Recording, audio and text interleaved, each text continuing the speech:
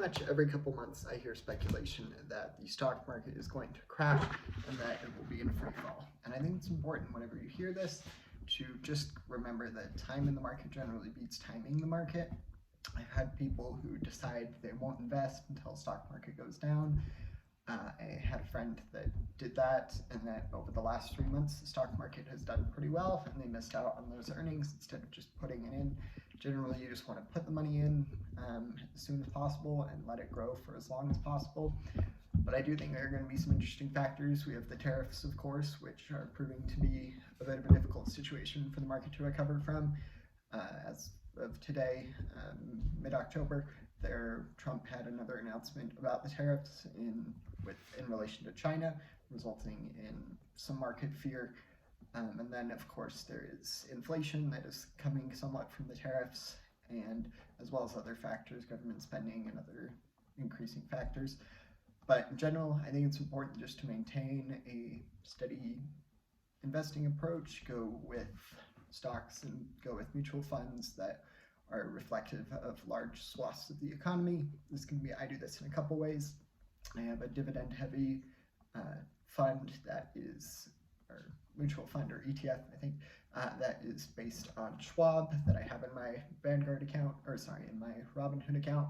And I also have just VOO, VOO, which is a great option. That's been one of the best consistent builders of wealth that I've seen. VOO, it just tracks the S&P 500, which is a pretty straightforward idea. It's just the top 500 companies in terms of market capitalization in the US economy.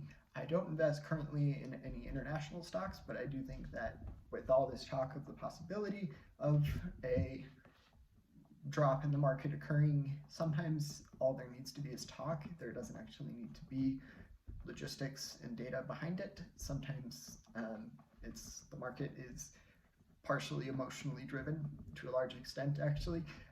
So it is going to be interesting to see if that ends up being the case, but I do think it is important. Oh, and then my last one is QQQ. That is where the rest of my Robinhood money is in.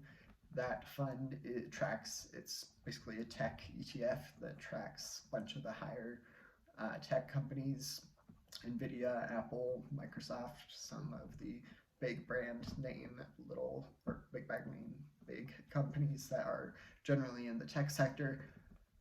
But in general, investing in this approach, just going consistently, I read a great book that went over the importance of investing, and it was Just Keep Buying. I don't remember the author, but that was a great book, and it's a pretty straightforward message. If you're interested in investing, you generally just want to buy in as soon as you can, and then just keep repeating that process whenever it gives you the opportunity. And that can be a great way to make it through this market turmoil. As far as crypto goes, there was like almost a 15% crash in Ethereum. I have about 3% of my portfolio in Ethereum, so it was not crazy too big of a deal, and I didn't sell it. Really, it's only a loss if you sell it at the lower price.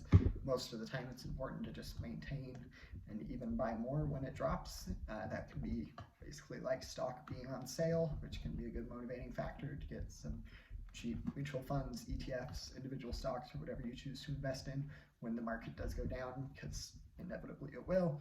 In the long run, it has almost certainly, like in the past, pretty much every 40-year period, have resulted in a positive market increase in terms of investing. And that trend, unless something crazy happens, which is possible, every investment carries with it risk and benefit, risk and profit and benefit. It's just a trade-off, and I do think it's important to diversify, go across a variety of funds. I have already mentioned some of the ones I'm doing. I also do some real estate. I was able to buy this condo that I'm currently recording in, and it has not done super well. Well, I've only had it for a couple months. Generally, condos appreciate at like 4% or so a year. It was kind of priced out of the housing market in the area I wanted to live in, Salt Lake City. Houses are generally quite a bit more than a condo, so condo was in my budget, but nonetheless, still. And then I also rent out a room, and that generates some income that is able to, I do various things with it. Some of it I just use to pay off the principal of the mortgage to help get through that faster. and some of it I use just for everyday expenses, but in general, that's some of the best ways you can overcome market turmoil and some options on how you can continue to make money even if the market isn't doing well. Feel free to let me know if you have any questions, and don't forget to like and subscribe. Thanks, bye.